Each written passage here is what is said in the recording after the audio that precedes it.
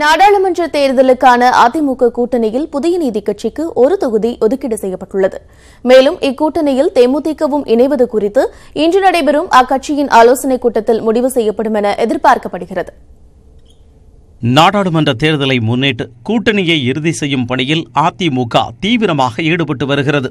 இதில் பாமகவுக்கு 7 தொகுதிகளும், பாஜகவுக்கு 5, என்ஆர் காங்கிரஸ் மற்றும் புதிய தமிழகம் கட்சிகளுக்கு தலா 1 தொகுதியும் ஒதுக்கீடு செய்யப்பட்டுள்ளன. இதில் புதிய நீதி கட்சியும் இணைந்துள்ளது.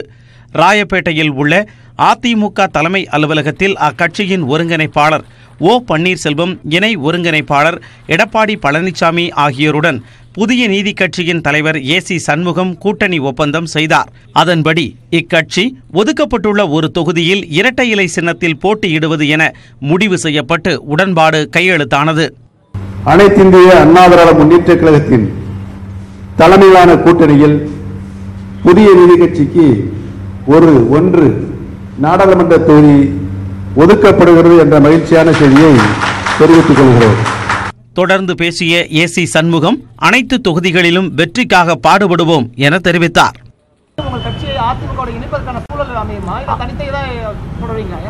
அதற்கான பேச்சு இப்போது இல்லை.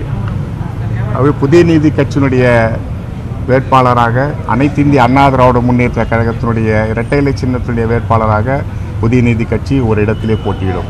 முன்னதாக தேமுதிக பொதுச் செயலாளர் விஜயகாந்தை சாலி கிராமத்தில் உள்ள அவரது வீட்டில் ஓ பன்னீர்செல்வம் மற்றும் மீன்வளத்துறை அமைச்சர் ஜெயக்குமார் சந்தித்தனர். பின்னர் செய்தியாளர்களிடம் பேசிய ஓ பன்னீர்செல்வம் விஜயகாந்தை சந்தித்து அவரது உடல்நலம் குறித்து விசாரித்ததாக கூறினார். மேலும் நாளைக்குள் அதிமுக கூட்டணி இறுதியாகும் என்றும் நம்பிக்கை தெரிவித்தார். 6ஆம் தேதிக்குள் கூட்டணி பற்றிய அனைத்து கட்சியினுடைய முடிவுகளும் உரிய முறையில் நல்ல முறையில் அறிவிக்கப்பட்டு பொறுத்திருந்து பாருங்கள் எத்தனை தொகுதிகள், எந்தெந்த தொகுதிகள் நாடாளுமன்றத்தில் ஒதுக்கப்படும் என்பதை இன்றோ நாளே தெரியும்.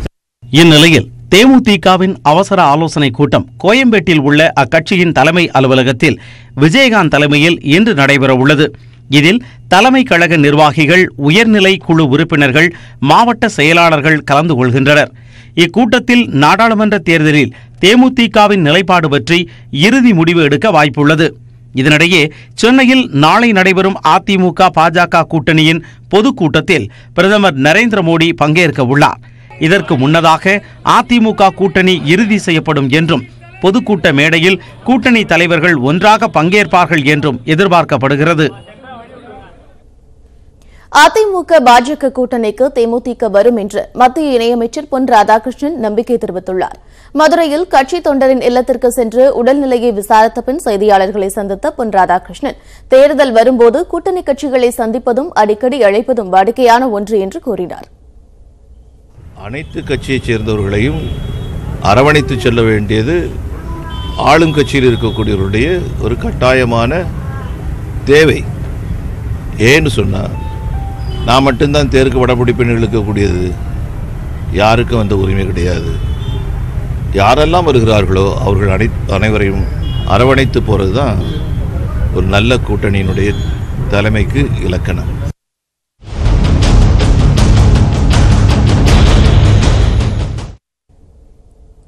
திமுக கூட்டணியில் இடம்பெற்றுள்ள விடுதலை சிறுத்தைகள், இந்திய கம்யூனிஸ்ட் கட்சிகளுக்கு தலா 2 தொகுதிகளும், இந்திய ஜனநாயக கட்சிக்கு 1 தொகுதியும் ஒதுக்கப்பட்டுள்ளன. மதிமுக மற்றும் மார்க்சிஸ்ட் கட்சியுடனான தொகுதி பங்கீடு கூட்டணி இன்று இறுதியாகும் என்று எதிர்பார்க்கப்படுகிறது.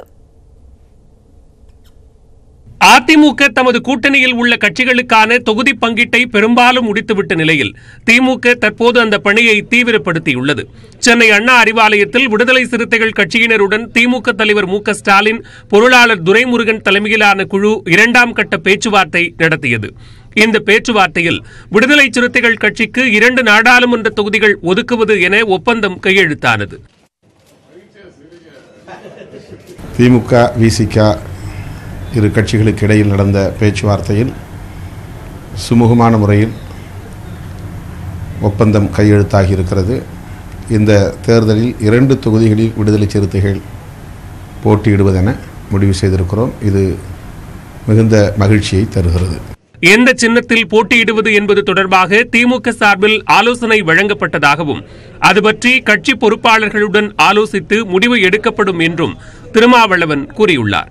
திமுக பேச்சுவார்த்தை குழுவில் ஒரு சஜஷன், ஒரு ஆலோசனை வழங்கப்பட்டது. அந்த ஆலோசனையை பரிசீலிக்கிறோம் என்று நாங்கள் சொல்லியிருக்கிறோம். கட்சியின் முன்னணி பொறுப்பாளர்களோடு கலந்தாய்வு செய்த பின்னர் இது குறித்து நாங்கள் அதிகாரப்பூர்வமாக அறிவிப்போம். தொடர்ந்து இந்திய கம்யூனிஸ்ட் கட்சியுடன் நடந்த தொகுதி பங்கீட்டு பேச்சுவார்த்தையில் அக்கட்சிக்கு 2 தொகுதிகள் ஒதுக்குவது என ஒப்பந்தம் கையெழுத்தானது. 2 தொகுதிகளிலும் கட்சியின் சின்னமான கதிரறிவாள் சின்னத்தில்தான் போட்டியிடுவோம் என்று கம்யூனிஸ்ட் கட்சியின் மாநில செயலாளர் முத்தரசன் தெரிவித்தார். இந்த மகத்தான அணி நாடும் நமதே, நாடாளுமன்றமும் நமதே, 40ம் நமதே என்கிற முறையில் வெற்றி பெறும் என்பதை தெரிவித்துக் கொள்கின்றேன். எந்தெந்த தொகுதி என்பது பின்னர் முடிவு செய்யப்படும். இந்திய கம்யூனிஸ்ட் கட்சியினுடைய சின்னமான கதிரறிவாள் சின்னத்தில் போட்டியிடுவோம். மார்க்சிஸ்ட் கம்யூனிஸ்ட் கட்சியுடனான 2ஆம் கட்ட பேச்சுவார்த்தையில் அக்கட்சியின் மாநில செயலாளர் பாலகிருஷ்ணன், செயற்குழு உறுப்பினர் ஜி ராமகிருஷ்ணன் உள்ளிட்டோர் பங்கேற்றனர். இந்த பேச்சுவார்த்தையில் தொகுதி பங்கீடு தொடர்பாக எந்த உடன்பாடும் ஏற்படவில்லை. திமுக சார்பில் கூறப்பட்ட தொகுதி எண்ணிக்கை பற்றி மாநில செயற்குழு கூட்டத்தில் ஆலோசித்த பின்னர் தங்களது முடிவு அறிவிக்கப்படும் என்று பாலகிருஷ்ணன் தெரிவித்தார். எண்ணிக்கையில நாங்க சொன்னோம் எவ்வளவு எண்ணிக்கைங்கிறத, அவங்க ஒன்றும் சொல்லலை. நாங்க தளபதிட்ட தலைவர்கிட்ட கேட்டுட்டு சொல்றோம். அவங்க சொல்லியிருக்கிற எண்ணிக்கை சம்பந்தப்பட்டல நாங்க மட்டும் தீர்மானிக்க முடியாது. எங்களுடைய மாநில செயற்குழு அதில் கூடுது, அதில் அதை ஏற்கிறதா என்ன செய்யறதுங்கிறத காலைல பேசிக்கிட்டு சொல்றோம்னு சொல்லியிருக்கோம். மதிமுகவுடன் திமுக 2ஆம் கட்ட பேச்சுவார்த்தை நடத்தியது. அதில் திமுக தலைவர் மு.க. ஸ்டாலின், மதிமுக பொதுச் செயலாளர் வைகோ உள்ளிட்டோர் பங்கேற்ற நிலையில் எந்தவித உடன்பாடும் ஏற்படவில்லை. பேச்சுவார்த்தை சுமூகமாக நடைபெற்று வருவதாக மதிமுக பொதுச் செயலாளர் வைகோ தெரிவித்தார். முதல் கட்ட பேச்சுவார்த்தை சுமூகமாக முடிந்த நிலையில் 2ஆம் கட்ட பேச்சு உடன்பாடு எட்டப்படும் சொல்லப்பட்டது. இந்த சூழல்ல எல்லாம் சுமூகமாக தான் இருக்கு. தாமதத்துக்கு என்னங்க தாமதம் ஒன்றும் இல்லை. அவங்க வரணும், திடீர்னு சொன்னாங்க வந்து பார்க்கணும்னு. போன்று சொல்றதை விட நேராக வந்து சொல்லிட்டு போகணும், அது சொல்லிட்டு. மதிமுகவின் உயர்நிலைக்குழு கூட்டம் காலை 11 மணி அளவில் அதன் தலைமையகமான தாயகத்தில் நடைபெறும் என்று அறிவிக்கப்பட்டுள்ளது. இதனிடையே இந்திய ஜனநாயக கட்சிக்கு 1 தொகுதி ஒதுக்குவது என்று திமுக தொகுதி பங்கீட்டு குழுவுடன் ஒப்பந்தம் கையெழுத்தானது. அந்த 1 தொகுதியில் திமுகவின் உதயசூரியன் சின்னத்தில் போட்டியிடுவோம் என இந்திய ஜனநாயக கட்சி தலைவர் ரவி பச்சமுத்து தெரிவித்தார். தொகுதி பின்னர் முடிவு செய்யப்படும். எந்த தொகுதியும் எங்களுக்கு தயார். இந்திய ஜனநாயக கட்சியை பொறுத்தவரை நாங்கள் எதற்கும் தயார். விருப்பமான தொகுதி நாங்கள் கள்ளக்குறிச்சி கேட்டிருக்கிறோம். உதயசூரியன் சின்னத்தில் போட்டியிடுறோம். திமுக கூட்டணியை பொறுத்தவரை காங்கிரசுக்கு 10, விடுதலை சிறுத்தைகள் கட்சிக்கு 2, இந்திய கம்யூனிஸ்ட் கட்சிக்கு 2, இந்திய யூனியன் முஸ்லீம் லீக் கட்சிக்கு 1, கொங்கு நாடு மக்கள் தேசிய கட்சிக்கு 1 மற்றும் இந்திய ஜனநாயக கட்சிக்கு 1 என மொத்தம் 17 தொகுதிகள் ஒதுக்கப்பட்டுள்ளன. எஞ்சிய 23 நாடாளுமன்ற தொகுதிகளை திமுக வைத்துள்ளது. இந்திய எல்லையில் பாகிஸ்தான் அத்துமீறினால் மீண்டும் தாக்குதல் நடத்தப்படும் என்று பிரதமர் நரேந்திர மோடி எச்சரிக்கை விடுத்துள்ளார். குஜராத் மாநிலம் ஜாம்நகரில் நடைபெற்ற பொதுக்கூட்டத்தில் பேசிய பிரதமர், பயங்கரவாதிகள் எங்கிருந்தாலும் அவர்களை தேடி அழிப்போம் என்றார். எல்லையில் பாகிஸ்தான் அத்துமீறினால் தூங்கிக் கொண்டிருக்க மாட்டோம் என்றும் அதற்கு தகுந்த பதிலடி கொடுப்போம் என்றார். மேலும் ராஜஸ்தான் மாநிலத்தில் உள்ள பிகானர் எல்லைப்பகுதியில் நேற்று பாகிஸ்தான் உளவு விமானத்தை இந்தியாவின் சுகோய் போர் விமானம் மூலம் சுட்டு வீழ்த்தியதையும் சுட்டிக்காட்டினார். எல்லைக்குள் ஊடுருவியதை விமானப்படையின் ரேடார்கள் மூலம் கண்டுபிடிக்கப்பட்டு அது வீழ்த்தப்பட்டதாகவும் கூறினார். மேலும் புல்வாமா பயங்கரவாத தாக்குதலுக்கு பதிலடி கொடுக்கவே பாலகோட் பயங்கரவாதிகள் முகாம் அழிக்கப்பட்டது என்று பிரதமர் தெரிவித்தார். ஆனால் இதை எதிர்வரும் நாடாளுமன்ற தேர்தலுடன் ஒப்பிடுவது ஏற்புடையது அல்ல என்றார். மேலும் இது தேர்தலுக்கான தாக்குதல் என்று எதிர்க்கட்சிகள் கூறினால் 2016இல் துல்லிய தாக்குதல் நடத்தியது எதனுடன் தொடர்புபடுத்துவார்கள் என கேள்வி எழுப்பினார். மேலும் எல்லையில் பாகிஸ்தான் அத்துமீறினால் தக்க பதிலடி கொடுக்கப்படும் என பிரதமர் மோடி எச்சரித்துள்ளார். உத்தரப்பிரதேச மாநிலம் பிரக்யாராஜில் 2 மாத காலமாக கோலாகலமாக நடந்து வந்த கும்பமேளா இன்றுடன் நிறைவடைகிறது. சிவராத்திரி தினத்தையொட்டி நேற்று ஒரே நாளில் மட்டும் 1 கோடி பேர் குவிந்தனர். உத்தரப்பிரதேச மாநிலம் பிரக்யாராஜில் கும்பமேளா நிகழ்ச்சி 6 ஆண்டுகளுக்கு ஒருமுறை கோலாகலமாக நடக்கிறது. கடந்த ஜனவரி 15ஆம் தேதி மகா சங்கராந்தி அன்று தொடங்கிய கும்பமேளாவில் இமயமலை உள்ளிட்ட பல்வேறு இடங்களிலிருந்து சாதுக்களும் முனிவர்களும் வந்து குவிந்தனர். அதுபோல் பல்வேறு மாநிலங்களிலிருந்தும் வெளிநாடுகளிலிருந்தும் கோடிக்கணக்கான பக்தர்கள் திரிவேணி சங்கமத்தில் நீராடினர். அரைகுறை ஆடை அணிந்த அகோரிகளும் சாமியார்களும் முகாமிட்டனர். கும்பமேளாவில் பிரதமர் மோடி மற்றும் மொரீஷியஸ் பிரதமர் உள்ளிட்ட பல்வேறு நாடுகளின் தலைவர்கள் கங்கையில் புனித நீராடினர். உத்தரப்பிரதேச அரசு இம்முறை 4500 கோடி ரூபாய் செலவிட்டு பிரம்மாண்ட ஏற்பாடுகளை செய்தது.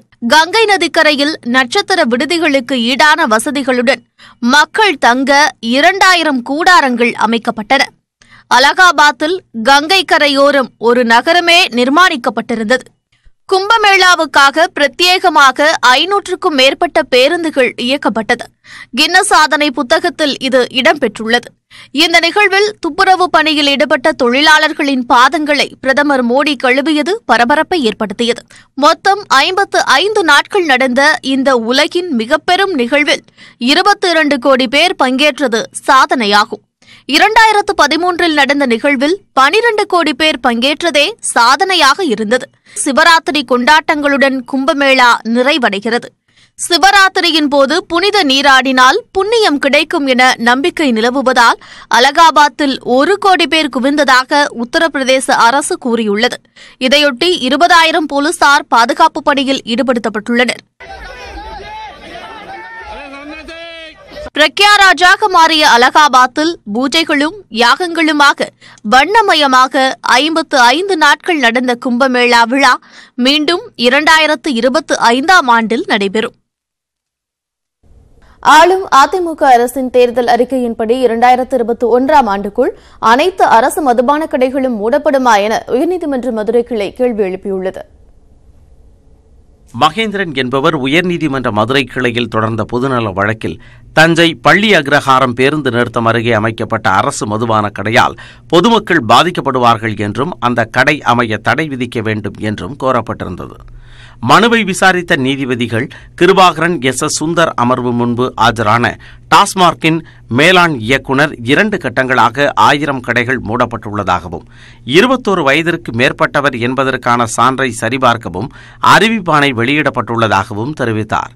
மது விலை உயர்வால் தான் கடந்த ஆண்டு 30,000 கோடி ரூபாய் வருவாய் அதிகரித்துள்ளதாகவும் மற்ற மாநிலங்களை விட தமிழகத்தில் குறைந்த நேரம்தான் மதுக்கடைகள் திறந்திருப்பதாகவும் அவர் தெரிவித்தார்.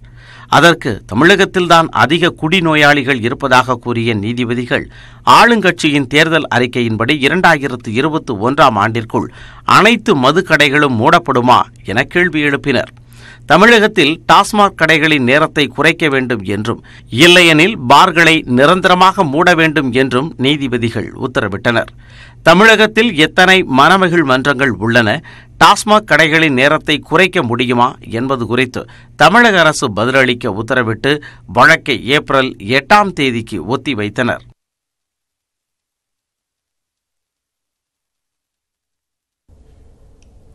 தேனி அருகே கால்நடைகள் உதவியுடன் இயற்கை முறை விவசாயம் செய்து லாபம் ஈட்டி வருகிறார் 85 வயதான விவசாயி ஒருவர். மாட்டுச்சாணம் மூலம் பயோகேஸ் தயாரித்து அசத்தி வரும் அவர் குறித்து இப்போது பார்க்கலாம். தேனி அருகே உள்ள அம்மச்சியாபுரத்தைச் சேர்ந்த 85 வயதான விவசாயி ராஜரத்தினம் மின்வாரியத்தில் முதன்மை பொறியாளராக இருந்து ஓய்வு பெற்றவர். விவசாய குடும்பத்தில் பிறந்த இவர் பணி ஓய்விற்கு பின் தன் சொந்த ஊரில் உள்ள நிலத்தில் இயற்கை முறையில் விவசாயம் செய்து வருகிறார். நெல், வாழை, தென்னை, பழ வகைகளான மாதுளை, சப்போட்டா தவிர காய்கறிகளையும் தனது நிலத்தில் பயிரிட்டு வரும் ராஜரத்தினம் இந்த பயிர்களுக்கு ரசாயன உரங்கள் ஏதும் பயன்படுத்தாமல் இயற்கை உரங்களையே பயன்படுத்தி வருகிறார்.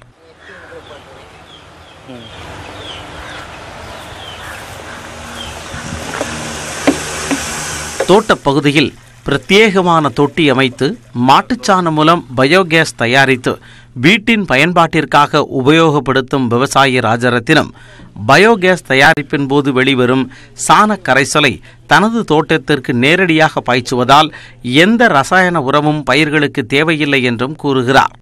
இன்டகிரேட்டடாக பண்ணுறேங்க, விவசாயம் மட்டும் பண்ணலை, அதோட சார்ந்த தொழில்கள் நிறைய பண்ணுறேன். கோழி வளர்க்குறேன், மாடு வளர்க்குறேன்.